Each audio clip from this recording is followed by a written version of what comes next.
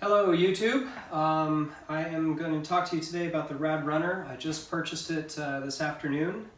I have done lots and lots of research online, a lot of emailing, a lot of YouTube videos watching, but I noticed there wasn't a ton of content on it yet. The reason I am doing this video is I am vertically challenged. I am 5'3" and I needed an e-bike for commuting purposes that fit my size. And I haven't seen any videos out there for people who are not that tall. So in any respect, I think this is going to work out great. I rode it for the first time about an hour ago. Lots of fun. Behind me are all the accessories that I bought for it. And in this video, we're going to put them all on and see what the bike looks like when it's all set. I don't know if I'll be doing more videos other than this, but I just thought I would add some more content online for you guys that are maybe interested in this bike and are curious about it. So with that, we'll get started.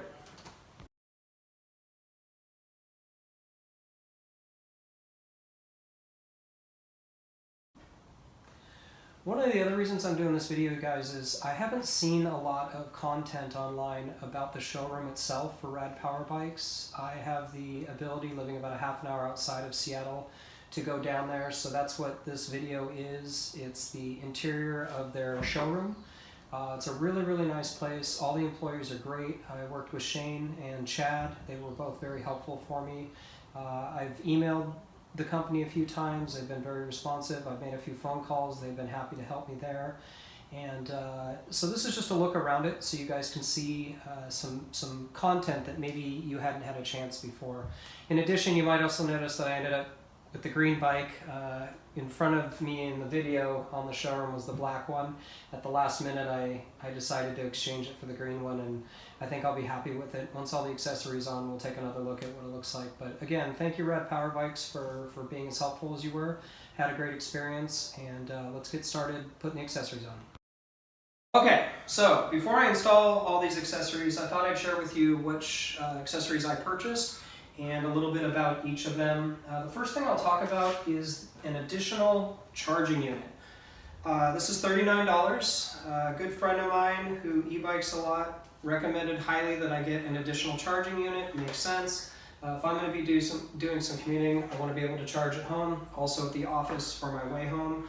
The bike weighs roughly 65 pounds. It does not have multiple gears on the RadRunner. It's a single geared unit. So if the battery runs out, and being in Seattle and all the hills and stuff, trying to lug this thing home with a single gear may not be something I'm looking forward to. So the ability to charge away from home, I think, is really important. So thank you for that advice. Secondarily, this is a display upgrade. This is $99. It will replace the display that's here. It just adds some more content. It'll give you miles per hour. It'll share with you your total range that you've ridden. It also apparently, if you can hack it, will add 5 miles per hour more to the bike. The bike, I believe, from the factory does about 20 miles an hour. This should add about 5 more miles per hour with the upgrade. I haven't obviously done that, but I've seen some videos where people have, and so I'm excited to see if that's the case, and I'll let you know. But display upgrade. This is fun. This is called the passenger package from Rad. It is $99. It will simply mount right here. It just allows you to bring someone along with you, and I think that's a lot of fun. It is exclusive to the RadRunner, another reason I really like this bike.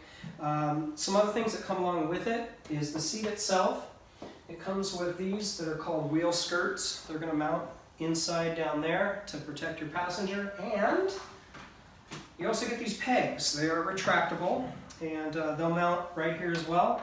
And so when they're not in use, they fold up, and when your passenger gets on the bike, they simply fold those down, give them a nice place to sit and be comfortable, and I think that's a lot of fun and pretty cool. So $99 for the passenger package as well, and I'm excited to try that out. Wheel wells. I bought some fenders. They're $89. And being in Seattle, it does rain a lot here, so I want to stay dry. I think that's a no-brainer. Okay, so for storage, I did a couple things. I bought the front rack. This is $69, and it simply is going to mount right here. And what mounts on top of it is what they call the small cargo box, and that'll be like this. This was $59. And I just need as much storage as possible for riding. heading to the beach, anything we can do, just any places to put some things I think is a great idea, of course.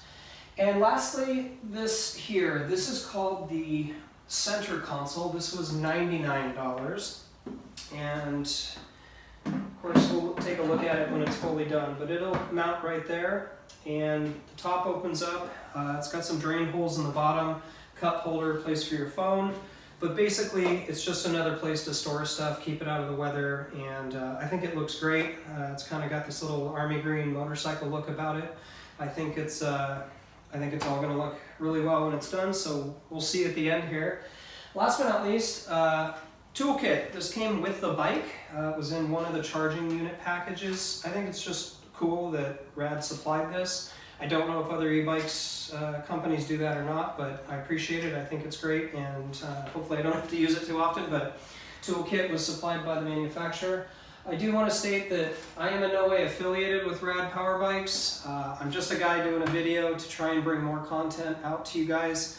I've done a lot of reading and researching and emailing and all of as much research as I could on this bike, and there were some things that were missing. Some information that I couldn't find out there that I had to find out from them directly were, if I was to get some painter bags, a moron, they're pronounced pannier bags, hang off the sides here. I really like that idea again for storage. The problem is they do not work with the passenger package. So that was something that I couldn't find anywhere, but Rad themselves in person told me that, so I thought I'd share that with you. The reason being those bags from Rad clip onto the frame here, and once this is mounted, there's no way to do that. So I just thought I'd let you guys know that. In addition, with those, you'd want to be able to get those off and on easily, because if you're using the passenger package, it would be kind of a pain to take this off every time just to get the bags off, so on and so forth, because your passengers have to be able to put their legs there. So with that, we're going to get started on putting the accessories on and seeing how well it goes and what it looks like in the end. I hope that helps. Thank you very much.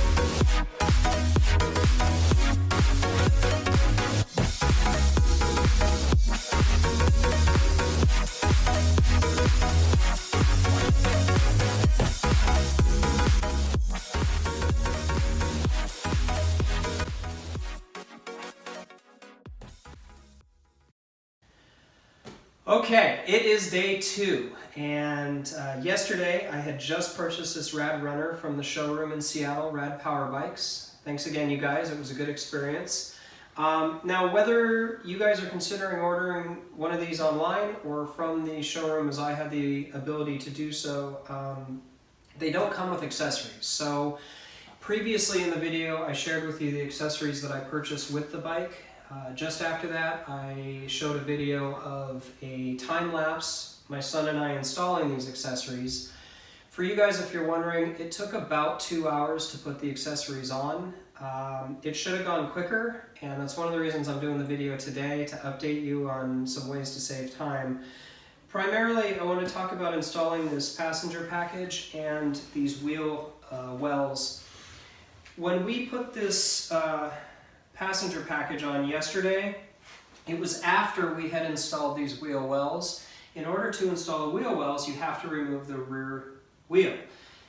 What we did after we installed these is we put the wheel right back on the bike and didn't think of it until we got to these wheel skirts. They are part of the passenger package to protect your passenger's legs.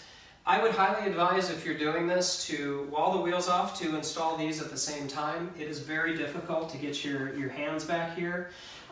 We managed to do it, but Probably lost 15 minutes or so of time in doing so. Also, bloody knuckles are not a great thing, so you can save yourself some anguish that way. So definitely, if you're going to order both these, and I do recommend it, I would say while the wheel's off, put this skirt on at the same time, okay? Second thing, in all the research, reading, and YouTube videos I had watched, people's #1 complaint about this bike is the seat itself. It is a little stiff, I would say, especially compared to how soft the passenger package is. So, you know, I went ahead early on and I ordered an additional seat for it. It hasn't arrived yet. But one thing I want to share with you that I didn't know until I picked up the bike yesterday is, on this particular bike at least, you can see that there's 3 bolts here. It looks as if to me that they are specific to this seat. And since I ordered an additional seat, I don't think this is going to be a universal setup for that next seat. So I may end up having to order a new post as well. I'll let you guys know in the future here if that's the case or not, but I'm fairly confident that it's not going to work, but I guess we'll see. So that's something else I wanted to bring up. Thirdly, I watched the video back from yesterday last night and realized that I like to use the word content a lot. So, you know, I'm sure I'm sure you guys are gonna hit me up on that. So, content, yes, I'll try and limit that in this video, of course. The last thing I want to share with you is the display. I upgraded from the original display and added this digital one. We did go through and manage to figure out how to hack it and to up the miles per hour by that 5 miles per hour. And so it is raining today pretty heavily, so I haven't had a chance to ride it yet, but it does indicate that that did work. It's pretty simple on how to do. It did come though standard in kilometers per hour, so I would also mention that as well, that I would have figured it would have come in miles per hour, but it didn't, at least for us. So, but it is very, very simple. There's a lot of videos online on how to do it, and if I get enough requests and you can't figure it out, maybe I'll show you how to do it, but not at this time. Other than that, added a mirror. I've got a bunch of other things that are on its way, and you know, we'll install those as they come. But mainly, I just want to share with you our experience in putting it together, and kind of one of the areas I wish I had known ahead of time. But if that helps, that's great. If you guys have any comments, let me know. Put the likes on there, and again, I guess you're supposed to subscribe, so knock yourself out. If I get 5 subscribers, I guess I'll be pretty excited about that. Other than that, happy riding.